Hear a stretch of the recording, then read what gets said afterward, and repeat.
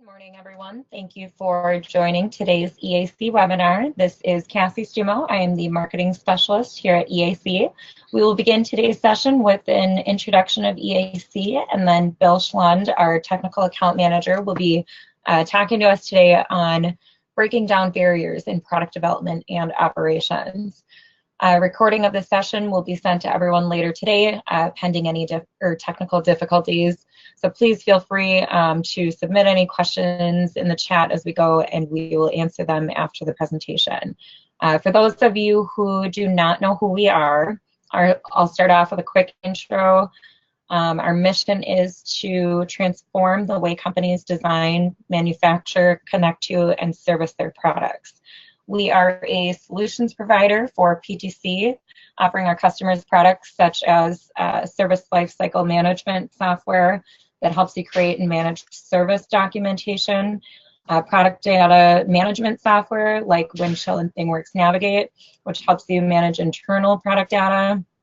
We implement the Internet of Things and augmented reality into business strategies, assist with design and engineering projects, and we also offer PTC certified training courses and webinars for continuous learning.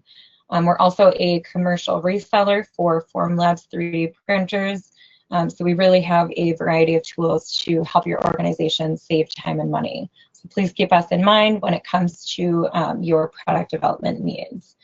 Today, though, we are focusing on how you can consolidate systems, provide role-based dashboards, and leverage PLM and other enterprise systems to streamline your operations.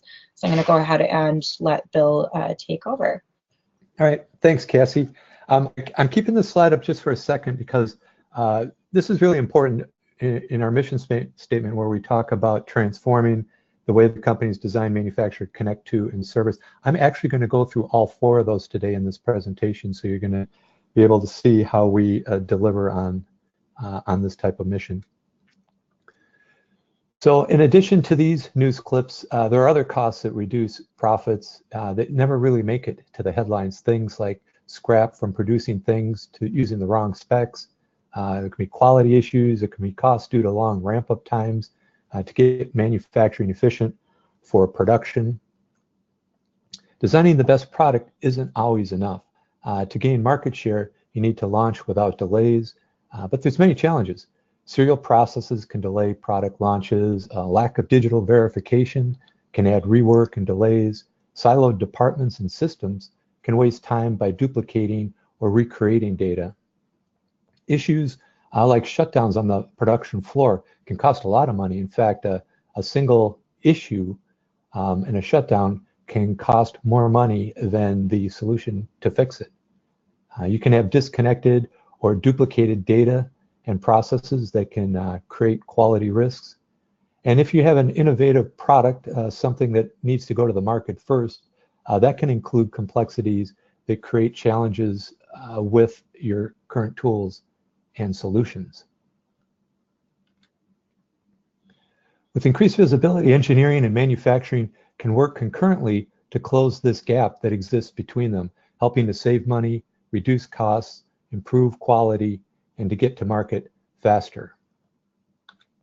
It is possible to give manufacturing the right data at the right time. With the PTC solutions that I'm going to talk about today, you can break down those silos throughout the organization while creating a digital thread that seamlessly enables products to move from the virtual engineering world to the physical manufacturing world. This chart describes the infrastructure needed to create the digital thread that I just spoke about. The digital thread allows you to build on the product design from the very first concept all the way to the final realized product that you sell. We begin with a world-class CAD tool set. Let me highlight some capabilities that allow you to create the best products from the very start. I'm going to first of all hit on something that's brand new. It's called Simulation Live. What we have here is a guitar effects pedal. The guitarist steps on that to have changes in the guitar. We're going to repurpose that. We're going to recreate the outer cover in plastic instead of metal, making it more lightweight and cheaper to produce. So what we want to do is simulate the guitarist stepping on this pedal. So we're going to put a load at the top. What I'm going to be doing here is running a simulation while I'm designing. This has never been done before. Here we're constraining the back so it doesn't move. Right away the analysis shows me the results, and this is all done in real time. We can see that the deformation there of our plastic cover is about 3.8 millimeters. Here we're looking at the stress. The stress is okay, right? We're using ABS, but the deformation of 3.8 is too much. We'd like to reduce that by about 60%, get it under like 1.5 millimeters so that it can perform the way that the metal box did. So one of the things that we can do is we can take advantage of Creo while the analysis is running. We can go in and use a user-defined feature. So I'm going to go and place a stiffening boss here. So you'll notice the second that I place it on the surface, it automatically reanalyzes it and shows me how the stresses and deformations have changed. In fact, I'm going to put a second one on the other side. Again, the analysis updates and shows me that now we have a little stress concentration down on the bottom. We can look at the deformation here. It really hasn't helped that much. It's moved the stress around a little bit, but the deformation is still a lot. So we're going to constrain the top of these two stiffening bosses so that they rest on the floor as well. Now they're in compression. This more greatly affects the deformation and reduces it. It's still not to the point that we want. We can look at the stress here, and we can see the stress is actually higher than when we started, but the stress is actually in the bosses, the stiffening bosses, and not really above a threshold that we need. Now here we're just going to move the ribs forward where they will affect the deformation and reduce it even more. Again, instantaneously, the information pops up and we can see that that deformation now has been dropped down to about 1.2 millimeters. This is exactly what we wanted to see. I'm actually doing two jobs at once here. While I'm building, it's analyzing and giving me real-time feedback as to how the design changes with me adding, removing, and changing my design. So by the time I'm finished, I got to have a design that I know will work for what I have intended this to do.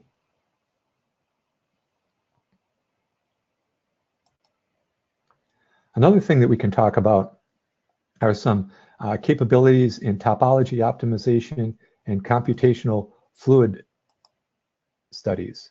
Let's take a look at topology optimization. Here we have a part, it's actually part of an assembly. So we have some loads on it here. So it's similar to doing an analysis. We have some loads and constraints.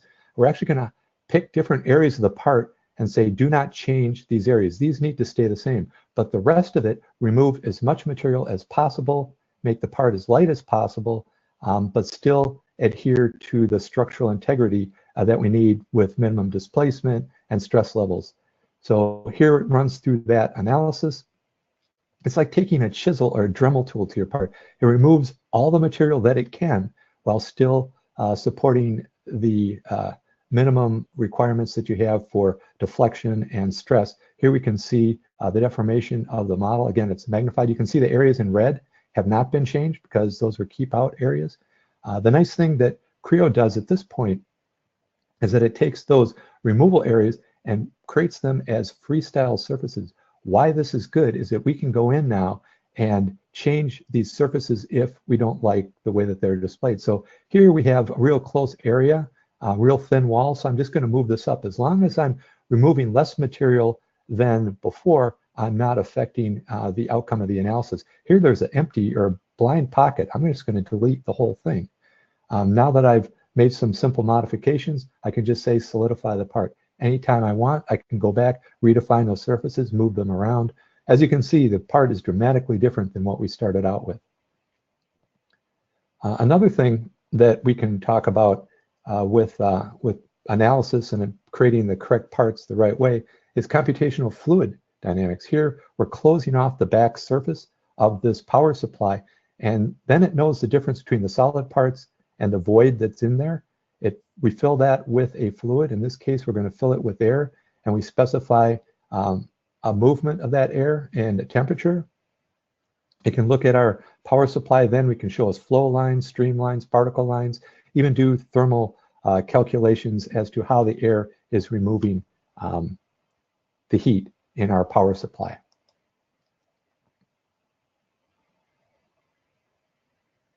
Moving on, the CAD data that we've created so far needs to be managed. So we use a world-class application like Windchill or PDM Link to do this. It connects the CAD and the engineering BOM and delivers it in a way that is most easily consumed by others throughout the enterprise. It all begins with something we term a WT part, or a Windchill technology part. To describe a WT part, it's really kind of a higher level file inside the PDM Link system. We can have CAD data, we can have documents, we can have specifications. All of these are connected by the WT part. So we can see the little symbol for the WT part here at the bottom. It's like a little gear symbol. But now, in the future, as I call up this WT part file, it brings all this other information with it. The interesting thing of thinking about this in the concept of a bucket is that we can have different flavored buckets. So I can have a bucket for CAD, I can have a bucket for manufacturing, a bucket for service or maintenance, and I can even have a bucket for software. What this lends itself to are different bills of materials. I can have an engineering BOM, a manufacturing BOM, a service BOM, even a software BOM.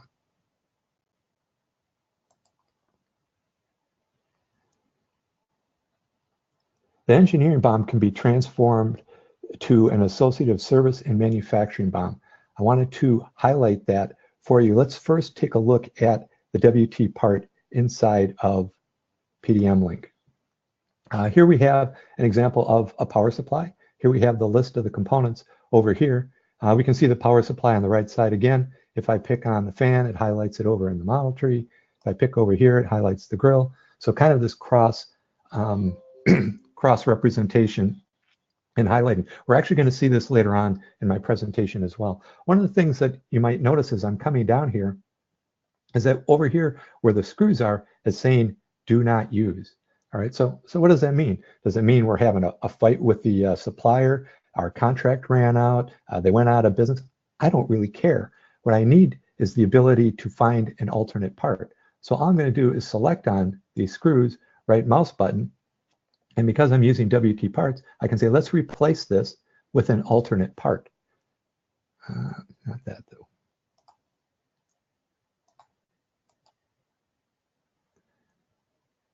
Place with an alternate part. It pops up a window. And what the window allows me to do is pick from a list of alternate parts that we have set up in our system. So for when we have issues like this, might be supplier issues or whatever, I can just go in. We have a couple different screws I can use here. Use a raised head screw, use a flat head screw. I'll say, let's use this raised head screw. Comes back and says, do you want to use that to replace in this assembly? I'll say yes. We'll notice that over here in the list now, it's updated here. If I say the uses list, we can come over here to where our screw is, and we can see that it is now using the raised head screw. So this is the engineering BOM. The reason I know this is if I look up here, it says design. So this is the design BOM. But as I mentioned before, the WT parts allows us to do different flavors of BOM. So I'm going to go over here and say, let's change this. Let's take a look at the manufacturing BOM for this power supply. Same product, but manufacturing looks at it a little bit differently. As you can see, the manufacturing BOM is a little bit smaller. They don't need all the components that exist in the engineering BOM. And we can see that here. We can also compare different BOMs. So I'm going to go over to compare, and I'll say, let's compare this manufacturing BOM that we see here, and we'll compare it to maybe on the right side. We'll say, let's compare it to a service BOM. So there's a service BOM that is associated with this power supply as well. It lists out both the bills of materials. It highlights areas that are different in the blue colors, and you can see obviously they're going to have different bills of materials. They're going to organize things in a different way, and that's perfectly fine. Everything is controlled and managed in my PDM Link system. When I have these BOMs, there's also a variety of different formats that I can send them out as. So it's a really great environment for building and manipulating different types of BOM structures.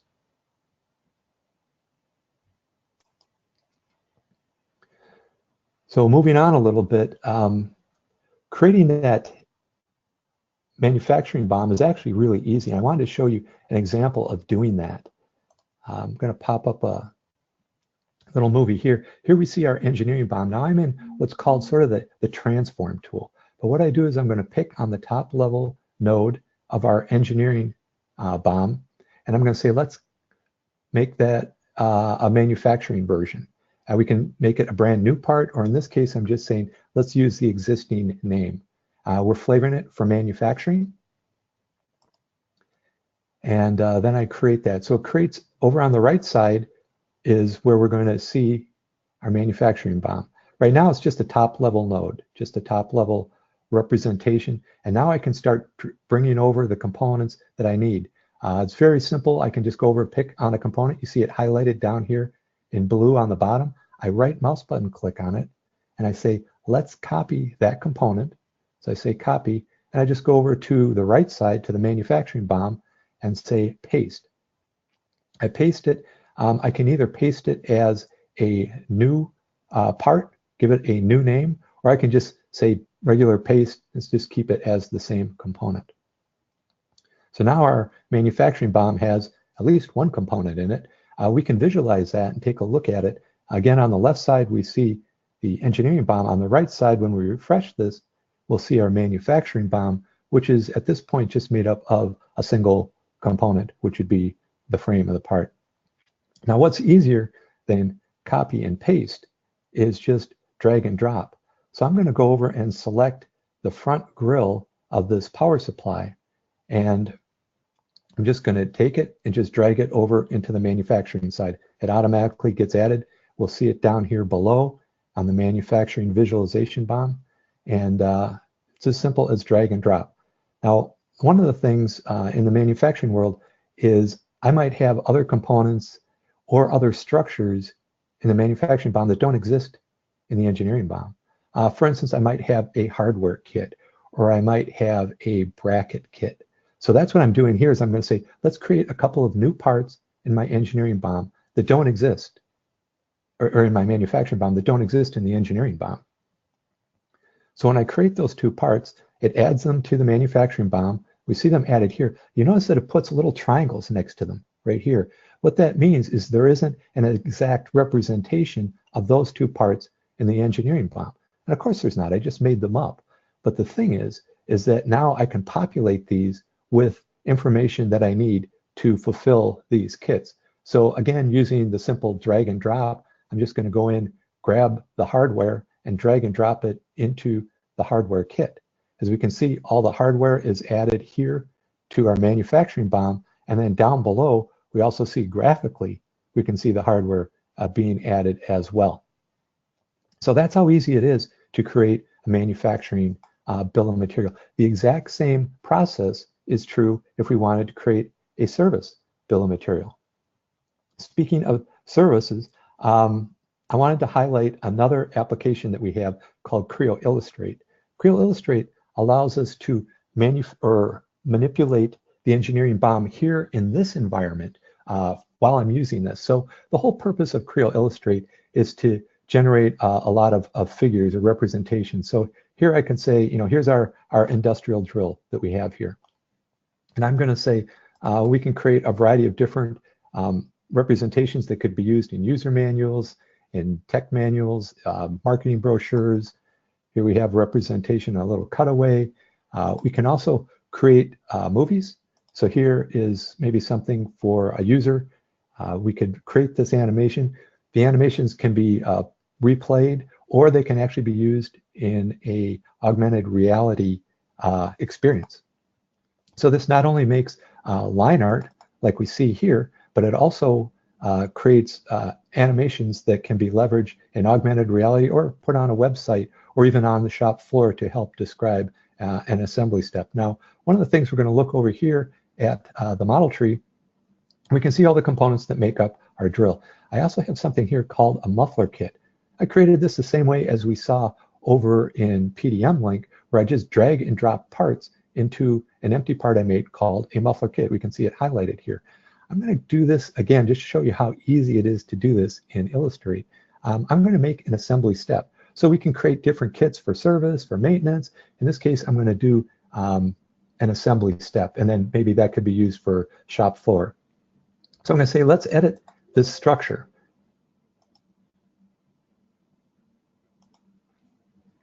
So it brings us actually two structures here.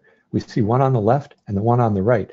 The one on the right has a little thing here. You can see it up here. It says EBOM, the engineering BOM. This is directly the way that it came from the CAD system. Again, it could be Creo, could be CATIA, or NX, or SolidWorks.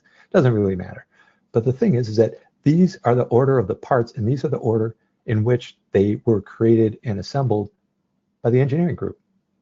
That doesn't mean that we need it that way for the services group, which is on the left side where we have our little muffler kit. So I'm going to come over here, and in this case, I'm going to say I want to create a new part. And I'm going to call this, since we're going to do an assembly step, I'm going to say this is maybe like step 1, and we'll call it covers.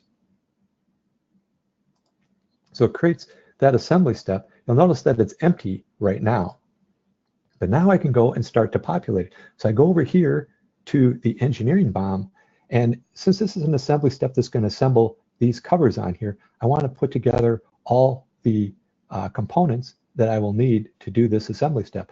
So I kind of zoom in here. I'm going to need, certainly these two bolts that hold this cover on. I'll need the bolt over here that holds that cover, and then obviously the two covers included. So we can see over here in the engineering side, they're kind of spread out throughout the engineering BOM, or the engineering side, because this is how it made sense for an engineer to put it together and to assemble it. But for us, creating a series of steps for manufacturing, we need to restructure this. So I grab these components, and again, like I said, simple drag and drop. And now we have those components added under assembly step number 1. And I can go and create assembly step number 2, and so on and so forth, without ever affecting the engineering BOM, right? We're doing it here in Illustrate. We're creating an engineering BOM in Illustrate that is customized for what our need is. Now that we have created that other step, we can come over here under Figures, and I'm going to take a look at an example. We'll call this guy up, of a series of steps. Here is using that information that we had just created for the covers. I've created an animation for it, and we'll say, let's play this back. Actually, we'll minimize this little window so we have a little bit more room. When I play this, we're going to see the cover being put in. And again, this can be used in an augmented reality experience if you want. Here comes the cover. We'll see over on the right side, a screw flashes in red, then comes in, assembles itself, and then from the top, again, flashing in red, and then assembles him.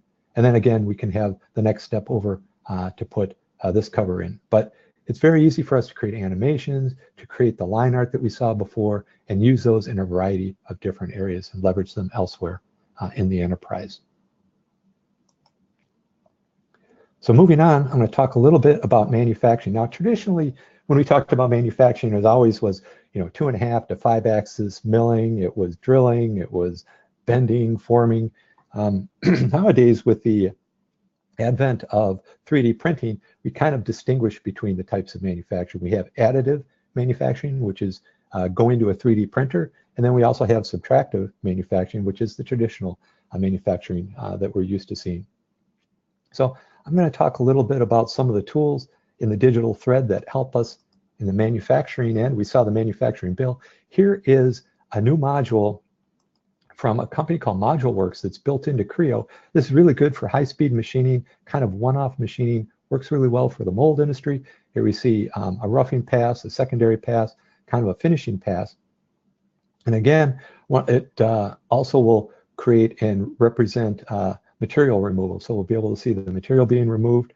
And then also we can see the cutter location file over on the right. This is what we send to the post-processor to send out to the machine.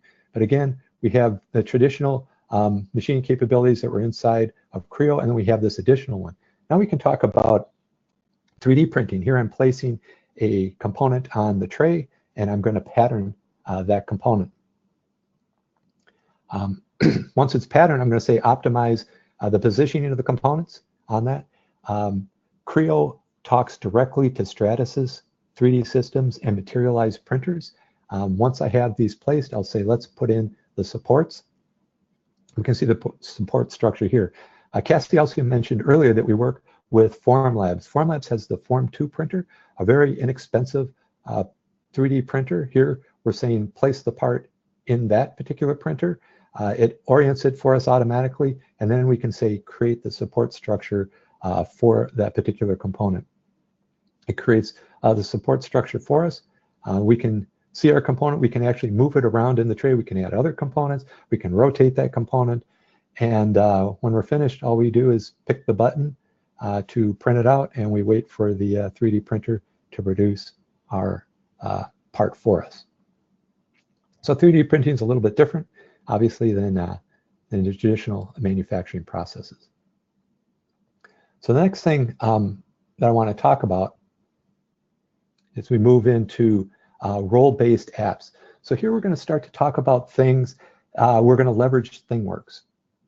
But companies have many different roles in their organizations that require access to this product data that we've been generating over the last few minutes. They need to edit it. They need to consume it. And if we're just looking at engineering, we have people involved with that. It could be from a mechanical side, from an electrical side, from a quality standpoint. But beyond that, there's a variety of other people that need to either contribute or consume this information. That could include manufacturing, service, marketing, sources, sales. Lots of different people need to get at this information. So Navigate's a solution that's designed to address this by providing simple role-based apps that provide just the type of information that these different groups need. It's delivering the right information to them in the way that they need it. EAC has also created productivity apps that actually go along with the Navigate apps. These kind of go and add additional capabilities to what the out-of-the-box Navigate apps do. Now remember, they use ThingWorx. So the whole purpose of ThingWorx is to deliver information to the person from a variety of different locations. So let's take a look at Navigate first. These are the out-of-the-box apps that you get with Navigate. As you can see, each one has a particular task that it does. This one views design files. A design file would be a format of a file that isn't the native CAD format. So it could be STEP or IGES or 3D PDF or something like that. We could look at just drawings. When I click this, it presents me, it goes into Windchill and just pulls out drawings. Here we're looking at part properties. It's sort of like hitting the little I button, the information button next to a file, and it tells you about that. Here's parts list, right? Looking at bombs. We've seen bombs so far today. Or we could look at part structure. So we'll take a look at this particular app. I'm going to select this, and then I can type in, let's refresh this guy. Here we go.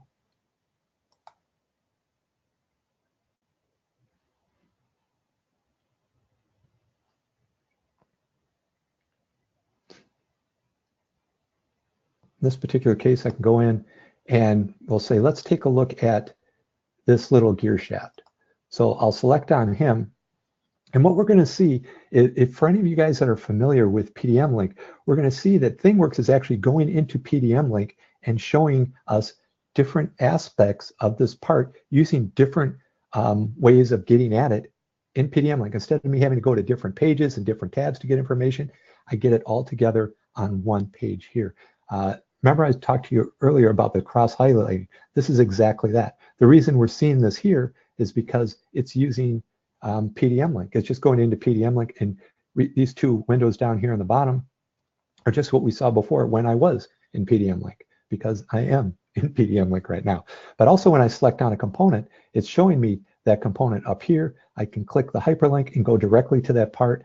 Also, all the other apps that are available and Navigate are available here. So I can look at drawings for this particular assembly. I can look at the bill of materials for this particular assembly, or I can look at information, regular part properties for this, this particular assembly that we're looking at. So as we can see, what it's doing is doing what's really called a mashup, but it's taking information from different places, in this case, different places inside of Windchill and PDM Link, and bringing them together and putting them on one screen for me so I can have all the information at my fingertips.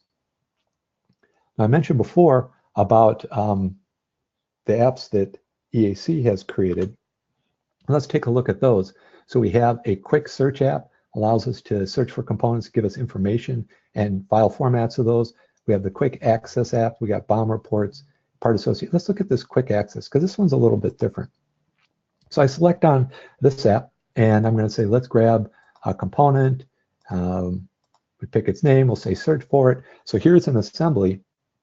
If we select the top level assembly, we can see that this is a motor. Again, we're seeing different aspects of PDM Link all put together on one page. Here I'm seeing an image, kind of a bitmap of the engine. I could click here in 3D. I could pop it up and open it up in Creo View. I can also see the drawing of this particular engine. In fact, if I go under here, I can pick and say I can see either the plot version and download it, or I can get a PDF of it and download it all while I'm here just looking at this particular engine. Another thing along the bottom here, we can see that there are some markups about this engine, right? So if you're familiar with markups, you know that that's a whole nother page in PDM. Like here, it's on the same page. I can look at any reference documents. Here we have a Word doc and also a PDF that's associated with this engine. Are there any problem reports against this engine? Change requests, change notices. Are there variances to this engine? And we can see those all listed here. And again, over here on the right side, we can see that this is simulating going and connecting to an ERP system. I don't have an ERP system to connect to right here, but we can pull information from another system outside of the Windchill world. And here we're seeing quantity in stock. In fact, I can come over here, select another component, and we can see that these things all update, and we can see the drawing associated for that particular component that we've chosen. Now, up until now, everything that I've been doing is pulling information in. Here I pulled some information in from an ERP system. I've been pulling information from PDM Link. What this app also allows you to do is create something. Over here, lower left, I can say, I want to create a new problem report. One button click, and I can start a problem report here. If you've ever gone through change management in PDM Link, you know that there's a number of screens you go through and to generate this. Now it's really simple, point and click. I could say, let's go over and do a change request. And the change category is, you notice these are the same things that are in PDM Link because this is PDM Link. We're just accessing it in a different way, a very simple, easy to use, kind of a one button click application. So that's what I meant by this was a little bit different, is that we can actually kick off a process while we're here. We're not just consuming information, but we're actually authoring and creating some information.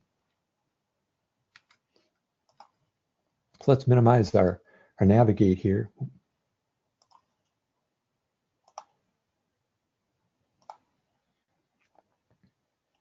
And continuing on with our process here, let's move on to extending our digital thread. So in addition to the Navigate and the EAC apps that we were just looking at, ThinWorks can tap into the digital thread and extend it even further. So I wanted to talk about that for a minute. There's three different areas that I haven't really talked about or touched on that ThinWorks is really good at doing. The first is augmented reality. And really that's a superimposition of a 3D digital twin onto the real world part. Like we had the drill before. With augmented reality, I could aim my cell phone or my tablet at the drill itself, and it would pull up an experience and show me how to remove the drill bit with the chuck or the key, or the assembly steps for putting on the covers like we did with the drill before. That can be done very quickly and easily. Another thing, you might hear the terminology SCP, but Smart Connected Products. And what that is it's monitoring a product after it leaves the shop floor, once it's out in the field. So for instance, you might buy a clothes dryer, and it sends you a text message saying the lint trap is full, you need to empty it out. Or maybe it sends a message to the manufacturer saying, you know, this dryer has been running for 1,000 hours, it's time to maybe do some maintenance on the heating element or something like that. So it's a way of the product to talk back to a variety of other sources and let them know how things are going. And then finally, at a more macro level, we can talk about SCO, or Smart Connected Operations. And that's where we're monitoring the operations of a company or of a building. So it's a lot higher level. I wanted to show you an example of that because it fits in really well with the role-based stuff that I was talking about earlier. So here we have an example of SCO, or Smart Connected Operation. This is for a tractor company. And as we can see, this is a multinational company, so tractors are being built around the world. I'm gonna log in here. But here we can see Eastern Europe. We can see the plants that we have in Belarus and in Poland and Scandinavia. We've got some plants. So right now, I am in the role of sort of like the worldwide manager of the plants. We can see here they are in the United States. I can see the different plants that are available. I have a little button up here. As you can see, this is using ThingWorx, so we're pulling in information from a variety of sources. Here, we're seeing the different plants that we have in the world. We're looking at a bar chart showing total production, which is the stuff in blue, and total rework, which is in yellow. Everything's looking pretty good. You know, maybe Taipei and Minsk have a little bit more rework than we want, and even Cincy a little bit. So maybe I can go and take a look at the Cincinnati plant. Just by selecting on it, I can see how things are going in the Cincinnati plant. We can see plant yield is at 95%, which is good, but it's declining. So these are some kind of indicators on the particular plant. We're actually seeing local weather. I can even see news. So maybe there's some bad weather in that area that might be affecting things. Maybe they're on strike. I can get all kinds of different information. Again, ThingWorx pulling information from a variety of sources and bringing those to me.